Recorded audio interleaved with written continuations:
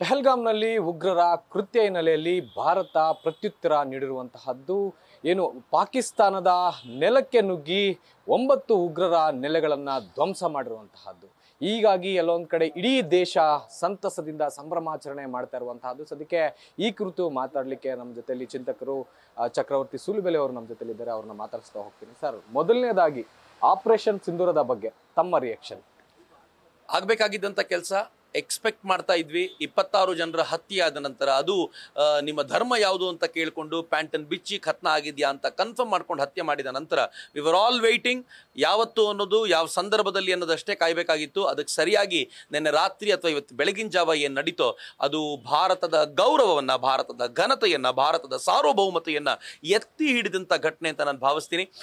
ನಾನು ದೇಶದ ಸಮಸ್ತರಿಗೂ ಕೂಡ ಯಾರು ಈ ದೇಶದೊಳಗೆ ಇದ್ಕೊಂಡು ಈ ಭಾರತವನ್ನು ಪ್ರೀತಿಸ್ತಾರೋ ಅವ್ರಿಗೆಲ್ಲರಿಗೂ ಅಭಿನಂದನೆಯನ್ನು ಸಲ್ಲಿಸಲಿಕ್ಕೆ ಇಚ್ಛೆ ಪಡ್ತೀನಿ. ಜಗತ್ತಿನ ಮೂಲೆ ಮೂಲೆಯಲ್ಲಿರುವಂಥ ಭಾರತವನ್ನು ಪ್ರೀತಿಸುವಂಥ ಎಲ್ಲರಿಗೂ ಕೂಡ ನಾನು ಅಭಿನಂದನೆ ಸಲ್ಲಿಸಲಿಕ್ಕೆ ಇಚ್ಛೆ ಪಡ್ತೀನಿ. ಸರ್, ಮತ್ತೊಂದು ಕಡೆ ಈಗಾಗಲೇ ಏನು ಭಾರತದ ಸೇನೆ ಬಗ್ಗೆ ಸಾಕಷ್ಟು ಹೆಮ್ಮೆ ವಿಚಾರವನ್ನು ವ್ಯಕ್ತಪಡಿಸ್ತಾ ಇರುವಂಥ ಸಾರ್ವಜನಿಕರು ಕೂಡ ಸಾಕಷ್ಟು ಹೆಮ್ಮೆಯನ್ನು ವ್ಯಕ್ತಪಡಿಸ್ತಾ ಇರುವಂತಹದ್ದು ಏನಂದ್ರೆ, ಸರ್ವೇ ಸಾಮಾನ್ಯವಾಗಿ ಆಪರೇಷನ್ ಅಂದರೆ ಪಾಕಿಸ್ತಾನದ ನೆಲೆಗೆ ಸೈನಿಕರು ಹೋಗಿ ಆಪರೇಷನ್ ಮಾಡ್ತಾ ಇದ್ದಿದ್ದು. ಆದರೆ ಈಗ ನಮ್ಮ ನೆಲದಲ್ಲೇ ನಿಂತ್ಕೊಂಡು ಅವರನ್ನು ಉಡಿಸ್ ಮಾಡುವಂತಹ ತಾಕತ್ತು ಭಾರತೀಯ ಸೇನೆಗೆ ಇದೆ ಅಂತಂದ್ರೆ ಎಷ್ಟು ಹೆಮ್ಮೆ ಆಗುತ್ತೆ. ಮತ್ತೆ ಭಾರತೀಯ ಸೇನೆ ಬಗ್ಗೆ ಹೇಳೋದಾದ್ರೆ, ಒಂದು ಭಾರತೀಯ ಸೇನೆಯ ಸಾಮರ್ಥ್ಯದ ಬಗ್ಗೆ ನಮ್ಗೆ ಯಾವತ್ತೂ ಅನುಮಾನ ಇಲ್ಲ. 1948 ವಾರ್ನಲ್ಲಿ ಏನೂ ಇಲ್ಲದೆ ಹೋದಾಗ ಡಕೋಟಾ ಎಕ್ಸ್ಪ್ರೆಸ್ ಅನ್ನುವಂಥ ವಿಮಾನಗಳಲ್ಲಿ ಹೋಗಿ ನಾವು ಯುದ್ಧವನ್ನು ಗೆಲ್ಲುವಂಥ ಸ್ಥಿತಿಗೆ ಬಂದವರು. 1965 ವಾರ್ನಲ್ಲಿ ಪಾಕಿಸ್ತಾನಕ್ಕೆ ನಾವು ಸರಿಯಾಗಿರುವಂಥ ಪಾಠ ಕಲಿಸಿದವರು. 1971ನಲ್ಲಿ ಪಾಕಿಸ್ತಾನದ 93,000 ಸೈನಿಕರನ್ನು ನಾವು ಪ್ರಿಸನರ್ ಆಫ್ ವಾರ್ ಆಗಿ ತೆಗೆದುಕೊಂಡವರು. 1999ನಲ್ಲಿ ಕಾರ್ಗಿಲ್ ಯುದ್ಧದಲ್ಲಿ 4,000ಕ್ಕೂ ಹೆಚ್ಚು ಪಾಕಿಸ್ತಾನಿ ಜವಾನರನ್ನು ನಾವು ಮುಗಿಸಿದವರು. ನಮ್ಮ ಸಾಮರ್ಥ್ಯದ ಬಗ್ಗೆ ಅದಕ್ಕೆ ನೀವು ಎರಡನೇ ಮಾತು ಆಡುವಂಥದ್ದೇ ಇಲ್ಲ ಈ ದೇಶದ ಸೈನಿಕರ ಸಾಮರ್ಥ್ಯದ ಬಗ್ಗೆ. ಆದರೆ ಪ್ರತಿ ಬಾರಿ ಈ ದೇಶದ ನೇತೃತ್ವ ಏನಿದೆಯೋ ಅದು ಸರಿಯಾಗಿರುವಂಥ ನಿರ್ಣಯ ತೆಗೆದುಕೊಳ್ಳೋದ್ರಲ್ಲಿ ವಿಫಲಗೊಳ್ತಾ ಇತ್ತು. ಆದರೆ ಫಾರ್ ದ ಫಸ್ಟ್ ಟೈಮ್ ಈ ದೇಶದ ಪ್ರಧಾನಮಂತ್ರಿ ತೋರಿಸಿದ್ದಾರೆ, ನಮಗೆ ಒಂದೇ ಕ್ಯಾಶುಯಾಲಿಟಿ ಆಗದೆ ನಾವು ಪಾಕಿಸ್ತಾನವನ್ನು ನಡುಕ ಹುಟ್ಟಿಸಬಲ್ಲಂಥ ಸಾಮರ್ಥ್ಯ ನಮಗಿದೆ ಅಂತ ನಾವು ಪದೇ ಪದೇ ಪ್ರೂವ್ ಮಾಡಿದೀವಿ. ಅದು ಸರ್ಜಿಕಲ್ ಸ್ಟ್ರೈಕ್ ಇರ್ಬೋದು, ಏರ್ ಸ್ಟ್ರೈಕ್ ಇರ್ಬೋದು, ಮತ್ತು ಇದು 3ನೇ ಬಾರಿಗೆ ನಾವು ಮಾಡಿರುವಂಥ ಆಕ್ಟ್ ಇರ್ಬೋದು. ಈ 3ರಲ್ಲೂ ಕೂಡ ನಮ್ಮ ಸಾಮರ್ಥ್ಯ ಬಹಳ ದೊಡ್ಡದ್ದು ಅಂತ ಪ್ರೂವ್ ಮಾಡಿದ್ದೀವಿ. ಆದರೆ ಇದರ ಒಟ್ಟಾರೆ ಸಂದೇಶ ನಾನು ಸೈನ್ಯದ ಕುರಿತಂತೆ ಹೇಳೋದಾದ್ರೆ, ಅವರಿಗೆ ನಿಮ್ಮ ಸಮಯ, ನಿಮ್ಮ ಜಾಗ ಮತ್ತು ನಿಮ್ಮ ನಿರ್ಧಾರ ನೀವು ತೆಗೆದುಕೊಳ್ಳಿ ಅಂತ ಬಿಟ್ಟುಬಿಟ್ರೆ ಏನು ಮಾಡಬಲ್ಲರು ಅನ್ನೋದಕ್ಕೆ ಇದು ಉದಾಹರಣೆ. ಹಾಗಂತ ಇದು ಬರೀ ಸೈನ್ಯದಿಂದ ಮಾತ್ರನ? ಡೆಫಿನೆಟ್ಲಿ ಅಲ್ಲ. ಇದಕ್ಕೆ ಬೇಕಾಗಿರುವಂಥ ಒಟ್ಟಾರೆ ಮೂಲಭೂತ ಪ್ರಯತ್ನಗಳು ಆಗಬೇಕಾಗಿತ್ತು. ಮೊದಲನೇದು, ಜಾಗತಿಕ ಮಟ್ಟದಲ್ಲಿ ನಾವು ಮಾಡುವಂಥ ಈ ಕೃತ್ಯಕ್ಕೆ ಬೆಂಬಲ ಬೇಕಿತ್ತು. ಯಾಕೆ ಅಂತಂದ್ರೆ ನಾವು ಪಾಕಿಸ್ತಾನದ ಒಳಗೆ ನುಗ್ಗಿ ಹೊಡೆಯೋರು. ಅದು ನುಗ್ಗೋದು ಎಷ್ಟು? ಭಾವಲ್ಪುರ ಆಲ್ಮೋಸ್ಟ್ 600 ಕಿಲೋಮೀಟರ್ಸ್ ಒಳಗೆ, if I am not wrong, ಅಷ್ಟು ಒಳಗೆ ಪಾಕಿಸ್ತಾನದ ಮೇಲೆ ಪ್ರಿಸೈಸ್ ಅಟ್ಯಾಕ್ ಮಾಡಬೇಕು ಅಂದ್ರೆ ಸುಲಭದ ಸಂಗತಿ ಅಲ್ಲ. ಪ್ರಿಸೈಸ್ ಅಟ್ಯಾಕ್ ಅಂತಂದ್ರೆ ನಿಮಗೆ ಕೋಆರ್ಡಿನೇಟ್ಸ್ ಇರಬೇಕು.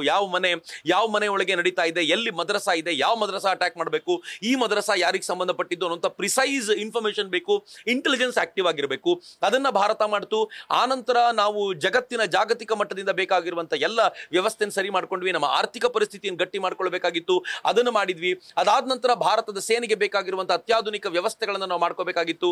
ನಾವು ರಷ್ಯಾದಿಂದ ಈಗ್ಲಾಗಳನ್ನು ತರಿಸ್ಕೊಂಡ್ವಿ, ನಾವು ರಫೇಲ್ಗಳಿಗೆ ಡೀಲ್ ಮಾಡ್ಕೊಂಡ್ವಿ, ನಾವು ಅಮೆರಿಕಾದೊಂದಿಗೆ ಒಪ್ಪಂದ ಮಾಡಿಕೊಂಡು ಕ್ರಿಟಿಕಲ್ ಪೊಸಿಷನ್ ಅಲ್ಲಿ ನಿಮ್ ಸಹಕಾರ ಬೇಕು ಅಂತ ಅಮೆರಿಕಾದೊಂದಿಗೆ ಮಾತುಕತೆ ಮುಗಿಸ್ಕೊಂಡ್ವಿ. ಇವೆಲ್ಲವನ್ನು ಮಾಡ್ತಾ ಇರುವಾಗ ಈ ದೇಶದ ಜನರನ್ನ ಮಾಕ್ ಡ್ರಿಲ್ಗೂ ಕೂಡ ಈ ದೇಶದ ಪ್ರಧಾನಿ ಸೆಟ್ ಮಾಡಿ ಹೇಗೆ ತಯಾರು ಮಾಡಿದ್ರು ಅಂತಂದ್ರೆ, ಫೈನಲಿ ಈ ದೇಶ ಯುದ್ಧದ ಪರಿಸ್ಥಿತಿ ನಿರ್ಮಾಣ ಆದ್ರೆ ಯಾವ ತರ ಎದುರಿಸಬೇಕು ಅನ್ನೋದಕ್ಕೆ ಬೇಕಾಗಿರುವಂತ ಪ್ರಯತ್ನ ಮಾಡಿದ್ರಿಂದ ನನ್ನ ಹಿಂದೆ ಇಡೀ ದೇಶ ಇದೆ ಅಂತ ಯಾವಾಗ ಒಬ್ಬ ಸೈನಿಕನಿಗೆ ಗೊತ್ತಾಗುತ್ತೋ ಅವನು ಮುಂದೆ ಏನ್ ಮಾಡಬೇಕು ಆ ಕೆಲಸವನ್ನು ತುಂಬಾ ಸ್ಪಷ್ಟವಾಗಿ ಮಾಡ್ತಾನೆ. ಈ ದೇಶದ ಸೈನಿಕ ಮಾಡಿದ್ದಾನೆ.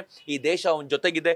ಅವನು ತೆಗೆದುಕೊಳ್ಳುವಂತ ನಿರ್ಣಯಗಳಿಗೆ, ಅವನು ಮಾಡುವಂತ ಎಲ್ಲ ಸಾಹಸಗಳಿಗೆ ಈ ದೇಶ ಜೊತೆ ಇರುತ್ತೆ ಅಂತ ಹೆಮ್ಮೆಯಿಂದ ಹೇಳಲಿಕ್ಕೆ ಇಚ್ಛೆ ಪಡ್ತೀನಿ. ಸರ್, ಮತ್ತೊಂದು ಕಡೆ ಈ ರೀತಿಯಾಗಿ ಪದೇ ಪದೇ ದಾಳಿ ಹಾಕ್ತಾ ಇದ್ರು ಕೂಡ ಎಲ್ಲೊಂದ್ ಕಡೆ ಪಾಕಿಸ್ತಾನ ಕೈ ಕಟ್ಕೊಂಡು ಕೂತಿದೆ. ಏನು ಮಾಡಕ್ ಆಗದೆ ಇರುವಂತ ಅಸಹಾಯಕ ಪರಿಸ್ಥಿತಿಯಲ್ಲಿ ಇದೆಯಾ ಪಾಕಿಸ್ತಾನ ಅಂತ? ಪಾಕಿಸ್ತಾನ ಭಿಕಾರಿ ರಾಷ್ಟ್ರ ರೀ. ಪಾಕಿಸ್ತಾನದ ಆರ್ಥಿಕ ಪರಿಸ್ಥಿತಿ ಹೇಗಿದೆ ಅಂತಂದ್ರೆ, ಅವರ ಒಟ್ಟಾರೆ ವಿದೇಶಿ ವಿನಿಮಯ ಇರೋದು $1.5 ಬಿಲಿಯನ್. ಭಾರತದ ವಿದೇಶಿ ವಿನಿಮಯ, ಫಾರಿನ್ ಎಕ್ಸ್ಚೇಂಜ್ ರಿಸರ್ವ್ ನಮ್ಮ ಹತ್ರ ಏನಿದೆ ಅಂತಂದ್ರೆ ಆಲ್ಮೋಸ್ಟ್ $700 ಬಿಲಿಯನ್ ಇದೆ. Can you compare? ನಾವು almost 600 times bigger than Pakistan ವಿದೇಶಿ ವಿನಿಮಯದ ಲೆಕ್ಕದಲ್ಲಿ. ಅದು ಯಾವ ಜುಜುಬಿ ರಾಷ್ಟ್ರ? ನಾವಿನ್ನೊಂದು 4 ದಿನ ಯುದ್ಧ ಮಾಡದೆ ಸೈನಿಕರನ್ನ ಅಲ್ಲಿ ಇಳಿಸ್ಕೊಳ್ಳುವಂತೆ ಮಾಡಿದ್ರೆ ಪಾಕಿಸ್ತಾನ ವಿದೇಶಿ ವಿನಿಮಯ ಕಾಲು ಮಾಡಿಕೊಂಡು ಬಾಯಿ ಬಿಡ್ಕೊಳ್ಳುವಂತ ಸ್ಥಿತಿ ಬರ್ತಾ ಇತ್ತು. ಆ ತರದ ಸ್ಥಿತಿಯಲ್ಲಿ ಪಾಕಿಸ್ತಾನ ನಿಲ್ಸಿದ್ದೀವಿ. ಹೀಗಾಗಿ ಹೀಗಾಗಿ ಎಕನಾಮಿಕಲಿ ಪಾಕಿಸ್ತಾನ ಇಸ್ ಡೆಡ್. ಭಿಕ್ಷಾ ಪಾತ್ರ ಹಿಡ್ಕೊಂಡು ಜಗತ್ತಿನಾದ್ಯಂತ ತಿರುಗಾಡುವಂತ ಪ್ರಧಾನಮಂತ್ರಿಗಳು ಅಲ್ಲಿದ್ದಾರೆ. ಇದು ಪಾಯಿಂಟ್ 1. ಇನ್ನು ಪಾಕಿಸ್ತಾನದ ಸೈನಿಕರ ಸ್ಥಿತಿ ಹೇಗಿದೆ ಅಂತಂದ್ರೆ, ಉಕ್ರೇನ್ ಮತ್ತು ರಷ್ಯಾ ಯುದ್ಧವಾಗುವಾಗ ಉಕ್ರೇನಿಗೆ ಅದು ಶಸ್ತ್ರಾಸ್ತ್ರಗಳನ್ನು ಪೂರೈಸಿ ತನ್ನ ಇದ್ದ ಶಸ್ತ್ರಾಸ್ತ್ರದ ದಾಸ್ತಾನನ್ನು ಖಾಲಿ ಮಾಡಿಕೊಂಡಿದೆ ದುಡ್ಡಿಗೋಸ್ಕರ. ಈಗ ಅವ್ರ ಪರಿಸ್ಥಿತಿ ಏನಿದೆ ಅಂತಂದ್ರೆ, ಮುಂದಿನ 4 ದಿನಗಳಲ್ಲಿ ಶಸ್ತ್ರ ಖಾಲಿ ಆಗುತ್ತೆ. ಆ ತರದ ಸ್ಥಿತಿಯಲ್ಲಿ ಇಟ್ಕೊಂಡು ಯುದ್ಧ ಮಾಡುವಂತ ಸ್ಥಿತಿಯಲ್ಲಿ ಅವರಿಲ್ಲ. ಇನ್ನು ಪಾಕಿಸ್ತಾನದ ಬಳಿ ಇರುವಂತಹ JF-17, JF-10 ಇವುಗಳು ಕೂಡ ಭಾರತದ ರಫೇಲ್ ನ ಎದುರಿಸಬಲ್ಲಂತ ಸಾಮರ್ಥ್ಯ ಇಲ್ಲದೆ ಇರುವಂತದ್ದು. ಇವೆಲ್ಲವನ್ನು ನೋಡುವಾಗ ನನಗೆ ಒಂದು ಕಡೆ ಏನನ್ಸುತ್ತೆ ಅಂತಂದ್ರೆ, Pakistan is a dead country. ಅದರ ಹತ್ರ ಏನೂ ಸಾಧ್ಯ ಇಲ್ಲ. ಅದಕ್ಕೆ ಆಗೋದು ಒಂದೇ ಒಂದು, ಅದು ತನ್ನ ಪುಸ್ತಕವನ್ನ, ಇಸ್ಲಾಮಿನ ಪುಸ್ತಕವನ್ನ ಜನರಿಗೆ ಓದಿಸಿ ಅವರು ಬ್ರೈನ್ ವಾಶ್ ಮಾಡಿ ಅವರನ್ನ ಕರ್ಕೊಂಡು ಬರುವಂತ ಒಂದು ಕೆಲಸ ಬಿಟ್ರೆ ಪಾಕಿಸ್ತಾನಕ್ಕೆ ಇನ್ನೇನು ಗೊತ್ತಿಲ್ಲ. ಈ ಭಿಕಾರಿ ರಾಷ್ಟ್ರ, ಈ ಷಂಡ ರಾಷ್ಟ್ರ ಭಾರತದ ವಿರುದ್ಧ ನಿಲ್ಲೋದು I don't think it is possible thing ಅಂತ.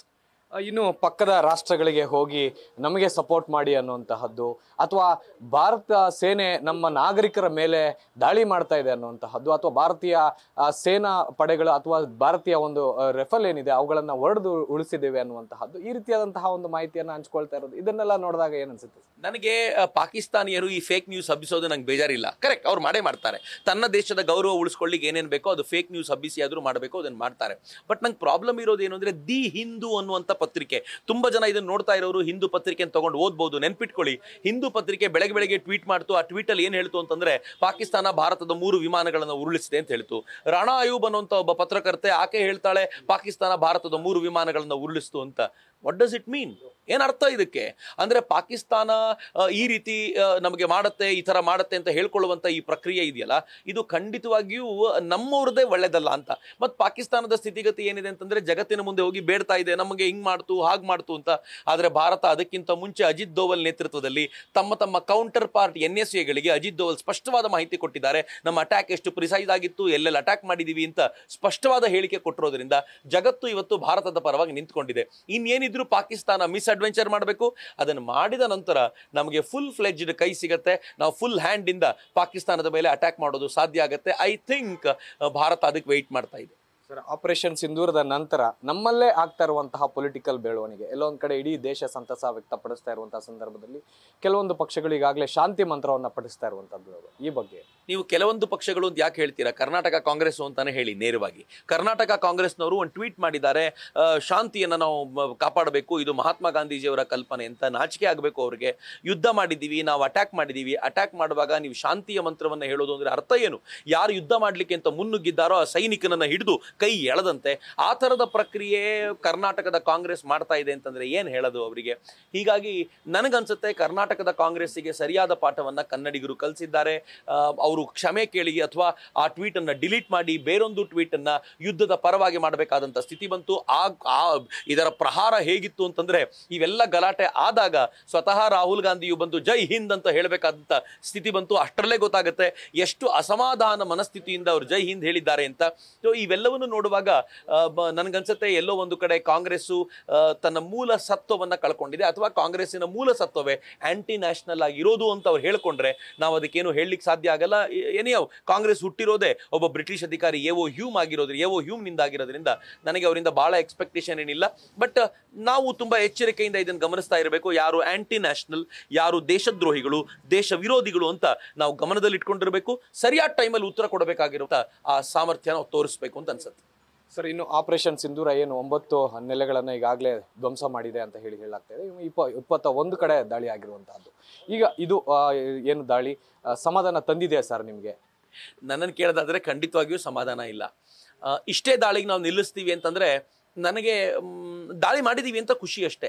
ನಮ್ಮ ಮೇಲೆ ಅವ್ರು ಬಂದು 26 ಜನರನ್ನ ಕೊಂದಾಗ ನಾವು ಒಂದಿಷ್ಟು ಕಡೆ ದಾಳಿ ಮಾಡಿದ್ದೀವಿ, ನಾವು ಅವರ ಸೇನಾ ನೆಲೆಗಳನ್ನು ಅಥವಾ ಭಯೋತ್ಪಾದಕ ನೆಲೆಗಳನ್ನು ಧ್ವಂಸಗೊಳಿಸಿದ್ದೀವಿ ಅಂತ. ಬಟ್ ನನಗೆ ನಿಜವಾಗ್ಲೂ ಆಸ್ತೆ ಇರೋದು ಈ ಭಯೋತ್ಪಾದಕರು ಸಾಕು. ಯಾಕೆಂದ್ರೆ ಅವರು ಏನು ಈ ಹಂದಿಗಳು ಹುಟ್ಟಿದಂತೆ ಭಯೋತ್ಪಾದಕರು ಅಲ್ಲಿ ಹುಟ್ಟುತ್ತಾರೆ ಪಾಕಿಸ್ತಾನದಲ್ಲಿ. ಅವ್ರು ಇಲ್ಲಿ ಬರ್ತಾರೆ, ಯಾವಾಗ ಬೇಕಿದ್ರು ಬಂದು ಅಟ್ಯಾಕ್ ಮಾಡಿ ಹೋಗ್ತಾರೆ. ಅವ್ರಿಗೇನು ನಷ್ಟ ಕಳ್ಕೊಳ್ಳೋದೇನೂ ಇಲ್ಲ. ಹುಟ್ಟುತ್ತಾ ಇರ್ತಾರೆ, ಅವರಿಗೆ ಸ್ವಲ್ಪ ಬ್ರೈನ್ ವಾಶ್ ಮಾಡಿ ಕಳಿಸ್ಬಿಡ್ತಾರೆ. ಬಟ್ ಪಾಕಿಸ್ತಾನಕ್ಕೆ ಅರ್ಥ ಆಗಬೇಕು, ಭಾರತದ ಒಬ್ಬ ನಾಗರಿಕನ ಬಲಿ ತೆಗೆದುಕೊಂಡ್ರೆ ನನ್ನ ದೇಶದ 100 ಸೈನಿಕರು ಸಾಯ್ತಾರೆ ಅಂತ. ಆ ಸೈನಿಕರ ಸಾವಿಗೆ ಭಾರತ ಇವತ್ತು ಕಾರಣವಾಗಬೇಕು ಅಂತಂದ್ರೆ ಇನ್ನು ಸ್ವಲ್ಪ ದೊಡ್ಡದ್ದೇನಾದರೂ ಆಗಬೇಕು. ನನಗೂ ಅನ್ಸುತ್ತೆ ಟ್ರೈಲರ್ ಮಾತ್ರ ಇದು, ಪಿಕ್ಚರ್ ಅಭಿ ಬಾಕಿಯೇ ಅಂತ. ನನಗೇನಾದರೂ ನೀವು ಕೇಳಿದರೆ ದಿಲ್ ಮಾಂಗೆ ಮೋರ್ ಅಂತಷ್ಟೇ ನಾನು ಹೇಳಬಲ್ಲೆ. ಇದಿಷ್ಟು ಚಕ್ರವರ್ತಿ ಸೂಲಿಬೆಲೆ ಅವರ ಮಾತಾಗಿತ್ತು. ಕ್ಯಾಮರಾ ಪರ್ಸನ್ ನವೀನ್ ಜೊತೆ G Chandrashekar, news first, Bengaluru. News first ನಿರ್ಭೀತಿಯಿಂದ ನಿಮ್ಮ ಪರವಾಗಿ.